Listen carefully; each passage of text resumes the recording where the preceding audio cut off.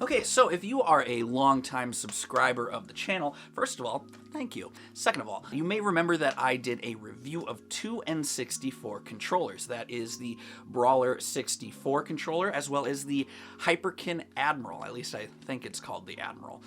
These are both budget-friendly wireless N64 controllers that are solid options, have a modern layout, and they still work for me to this day, and I use them on occasion.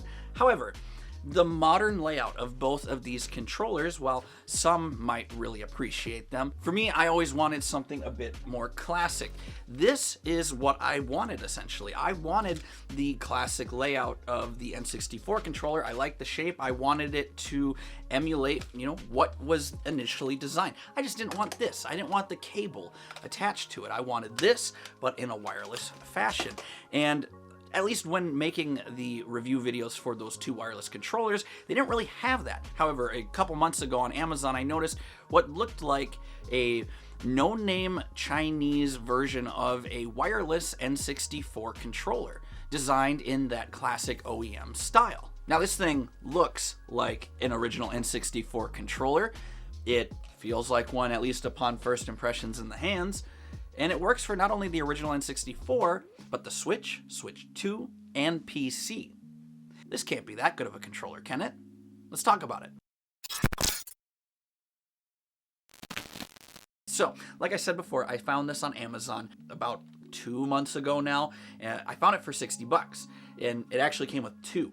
It's a 2-pack that they sold in a couple different color options. As of today, recording this video, it looks like there are maybe at least 1 or 2 other random companies selling this, what seems to be the exact same product, but they're selling just one controller at a time. So, if you want to get the 2-pack for 60, you can. Otherwise, if you want to get a single controller, you can pick that up for, I think, a little over 30 bucks. I'll put a screenshot overlaid on this video real quick right now, just so you can see exactly what listing I purchased from. So I can't really say for certain if the single options from other companies are any different, but I'm pretty sure they are, just based on what I've looked at. They look very similar.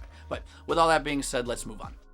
With the set that I received out of the box, you get the controllers, of course, along with 2 USB-C charging cables. You also get a USB 2.4 GHz receiver for PC and Switch use, and then you get a set of receivers for the N64. Setting this thing up with the N64 is super simple. You just plug in the receiver, turn the N64 on, hit the little sync button on the adapter, then on the controller, press the reset button, followed by the start button. When the lights on the receiver and the controller are solid, you are all set to go. Once you do the initial setup with the N64, all you need to do afterwards is just turn on the N64 and make sure that the receiver is plugged in, hit the start button a couple times, and you're good to go. And for those of you who are wondering, I have tried having both of these plugged in at the same time. There's been no issues whatsoever having both controllers running on their own independent dongles, and I've even plugged in the third-party options as well, having all 4 controller ports filled with different wireless options, and have had no interference issues whatsoever. And just like a regular N64 controller, you have access to both rumble and the use of a save pack if you wish. Not at the same time, of course, you can't do that with the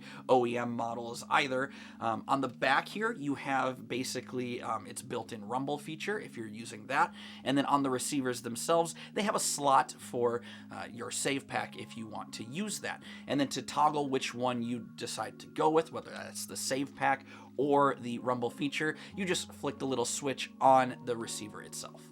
In the hands, I gotta say, especially considering the price, the controller feels really great. I mean, when you're comparing it next to an original N64 controller, it's not perfect.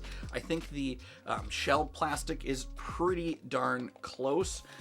There are just little nuances that you kind of notice when you're doing direct A/B comparison to an original N64 controller. With the exception of the start button, which feels very, very similar to the N64 controller.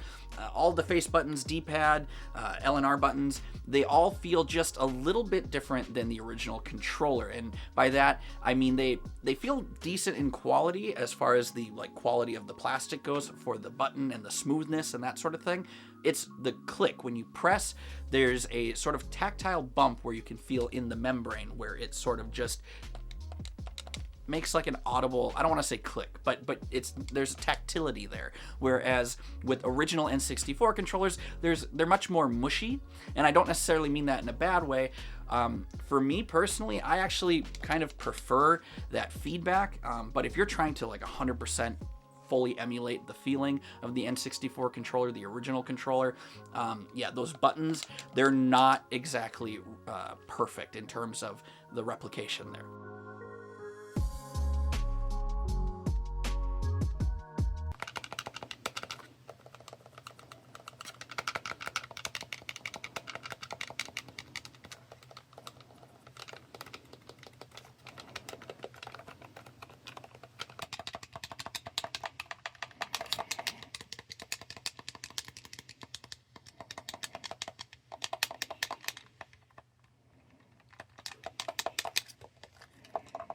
In addition to the original N64 button layout, it also has a few additional buttons to use with the PC and the Nintendo Switch. You have the home, select, and a tiny little ZR button as well.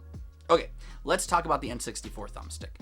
If you remember in my original video on the Hyperkin Admiral, I ended up going with this controller because of its thumbstick, even though I thought the Brawler 64 controller was kind of a better feeling controller overall.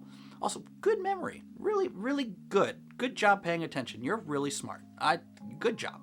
The Admiral's joystick just felt a lot more snappy, and it has that sort of tension that the original N64's thumbstick had. When it comes to this no-name N64 controller, the thumbstick is honestly, I think, where it kind of excels above the other third-party options. It gets even just a little closer to replicating that original stick feel. It's incredibly snappy, and it has that right amount of tension that you would get in an N64 joystick.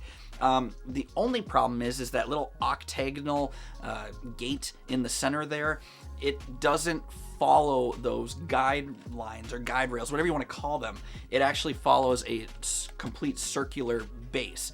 But it does just get a little bit closer to emulating that N64 feel. And it is honestly, in terms of playing on original hardware, it's the closest option I've seen yet. Of course, if you are an NSO member and primarily are looking for something to play N64 games on your Switch, I think for the price, this is really solid, but I think if you're trying to like one-for-one emulate that N64 controller feel, just get the one that Nintendo sells. That's that first-party option that obviously you're going to get a bit better quality for. But if you're looking for something that can do PC, Switch, Switch 2, and for me, you know, the original N64, this seems to be the closest, at least for now, that it gets to emulating that controller in a wireless function. Now, for what it's worth in terms of longevity, I've had this controller for maybe 2, almost 3 months, and have played it fairly regularly, and so far no drifting, no main issues with this stick wearing down. Again, it hasn't been, you know, a super long time, but I've been playing with this for almost 3 months now, pretty regularly, and it's held up really nice. I can't say for certain how long this joystick will hold up for. It is, after all, a real no-name third-party product. I can, however, speak on the original controller's sort of shaky longevity with all of its wobbly, broken plastic joystick glory. Again, I'm really happy to say that when I've been using it, it really closely emulates that original N64 feel. When playing my N64 staples like Super Mario 64, Mario Kart, or NFL Blitz, at least when not directly A-Bing, and I mean honestly, frankly, even when A-Bing these controllers, I can't notice a discernible difference in terms of overall latency, button responsiveness, or responsiveness with the joysticks. There really doesn't seem to be that noticeable of a difference for myself, and that's a really, really good sign. Like I said before, you can also use this with the PC and the Switch and Switch 2. Just like with the N64, plug in the receiver to either your PC or your Switch, push the sync button, then push the reset button on the controller to begin syncing. If you're using it with the Nintendo Switch, just make sure to turn on the Pro Controller wire communication setting before pairing. I don't really play emulated games on my main PC, but I can say for certain that playing games on the Switch with this has also been a great experience, same as with using the N64. With all that being said, I think ultimately with this controller, the TLDR is this. It's a really solid, affordable option that replicates the original N64 controller very well. I have had a lot of fun using this. My son has been using it as well, and he also enjoys using it and doesn't notice any inherent differences. I think if you are someone especially who is looking for a wireless, more original styled controller for the original N64, this is definitely a controller, if not the controller to get. Again, if you're looking to get something just for the Nintendo Switch, look at that first party option first. But I think this controller right here, for it being a no-name third-party option, dang, it's really good. If you're interested in checking out this controller for yourself, I'll be sure to leave Amazon affiliate links in the description down below so you can take a look at those. And yeah, thanks again for being patient. Uploads are just horribly sporadic. And yeah, I appreciate everybody who checks out the channel and watches these videos. If you like this type of content, be sure to let me know by hitting the appropriate thumbs up or thumbs down button. And let me know in the comments down below what your favorite N64 titles are, and whether or not this kind of controller is something you'd be interested in. As always, thank you again so much for watching. My name is Blake, and until next time, y'all have a good one.